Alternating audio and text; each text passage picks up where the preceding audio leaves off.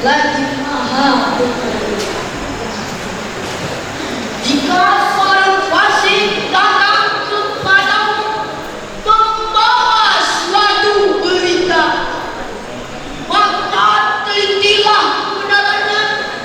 Apa kamu tidak mencelakai suatu kaum karena kebodohan yang akan kami sesali perbuatan itu? Dewan Hakim yang kami hormati, hadirin wal hadirat yang kami cintai, menurut ilmu ma'ani, ayat tersebut merupakan jumlah insya'iyah, artinya mengandung suatu instruksi. Sedangkan asbabun nuzul, ayat tersebut sebagaimana yang diriwayatkan oleh Imam At-Tabrani yang bersumber dari Jabir bin Abdullah, Alqamah bin Najlah, dan Ummu Salamah, berkenaan dengan kebohongan yang disampaikan oleh Al-Walid bin Utbah terhadap Rasulullah SAW. Tak kala itu Rasul hampir terprovokasi melakukan destruksi hingga turun teguran. In ja'akum fasiqun binaba'in fatabayyanu, jika seorang fasik kepadamu datang membawa berita, maka bertabayyunlah. Tabayyun menurut Imam Ali As-Sabuni dalam Safwatul Tafsir penakutun min sistil khabar. Sedangkan menurut ilmu komunikasi, tabayyun artinya melakukan investigasi reporting, melakukan check and recheck, memilah memilih setiap informasi yang kita terima. Dengan kata lain, ayat tersebut mengisyaratkan kepada saya, saudara dan kita semua, agar di era globalisasi informasi dan di era informasi global ini dapat melakukan filterisasi terhadap tayangan yang masuk ke dalam rumah kita masing-masing.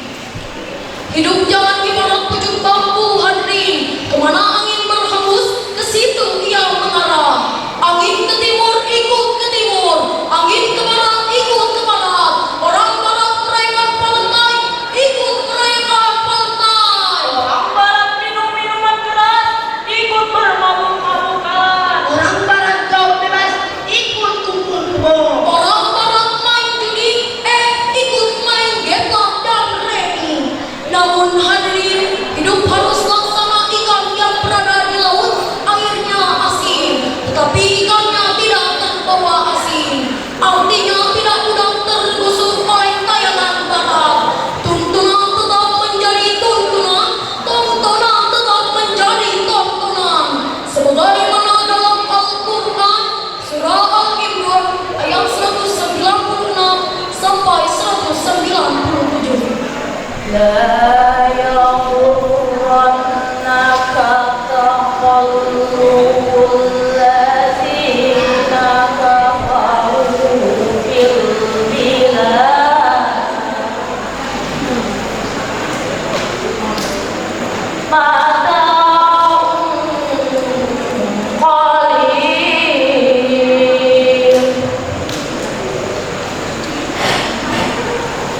thumma ma'wahum jahannam wa bi'sal mihad.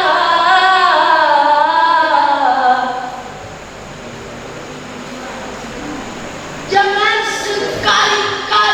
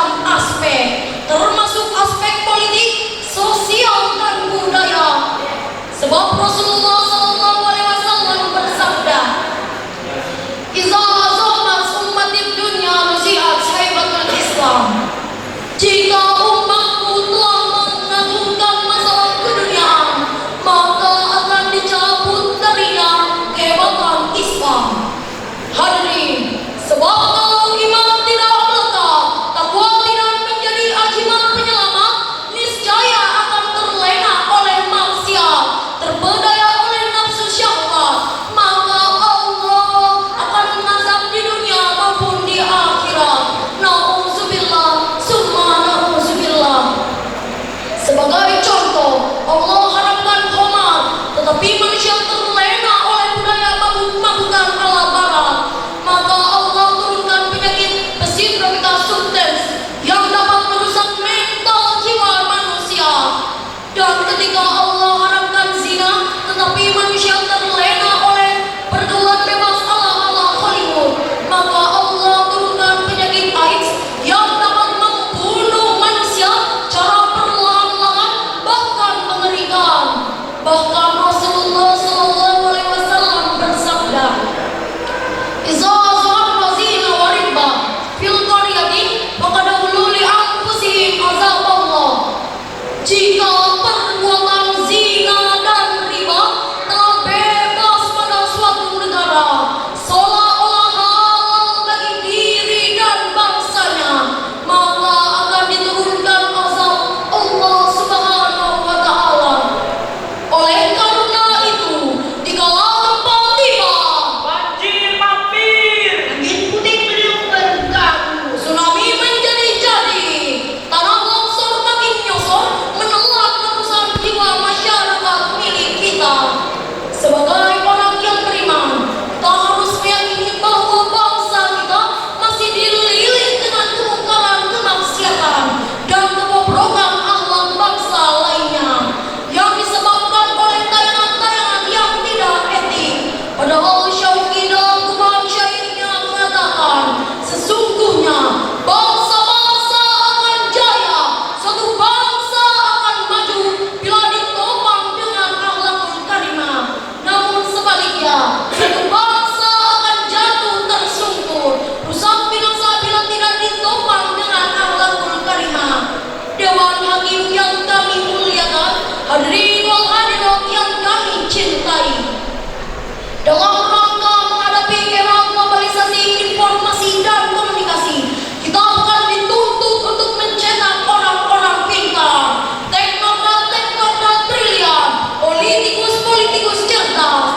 Tapi kita dituntut untuk mencetak orang-orang benar, individual berbudi pekerti dan berakhlakul karimah. Bagaimana caranya? Sebagai jawabannya, tanamkan agama, tancapkan akidah, ukir kecintaan terhadap Allah dan Rasulnya. Masukkan ke TK atau TPA, bimbing di pesantren, aktifkan di majelis-majelis taklim. Insya Allah ia dapat membedakan yang mana hak dan yang mana batil. Sebab Rasulullah SAW bersabda, tanamkan 3 perkara sejak dini terhadap anak kalian: cinta kepada Rasulullah, cinta kepada Al-Quran, dan cinta kepada ahli bait. Apabila sikap ini dapat diwujudkan, maka insya Allah akan menjamin keberkahan bagi diri dan bangsa kita. Sebagaimana terangkai dalam Al-Quran surah Al-Araf ayat 96. Walau anna ahlal qura amanu wattaqaw lafatahna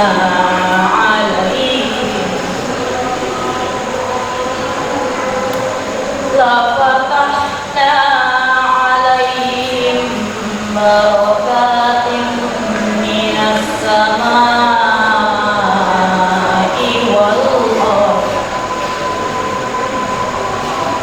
wal ardi walakin kazzabu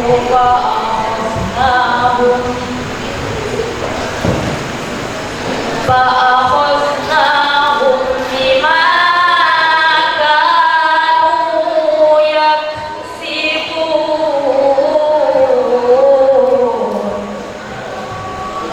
Shadaqallahul azim.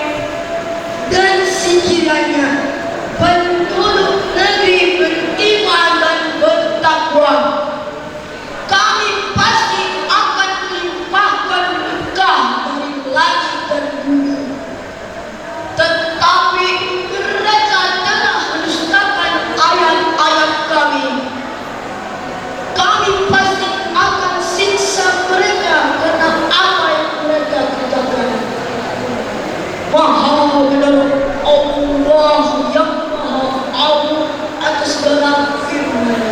Hadirin wal hadirat rahimakumullah, dengan berakhirnya firman Allah tadi, maka syarahan ini dapat disimpulkan bahwasannya sebagai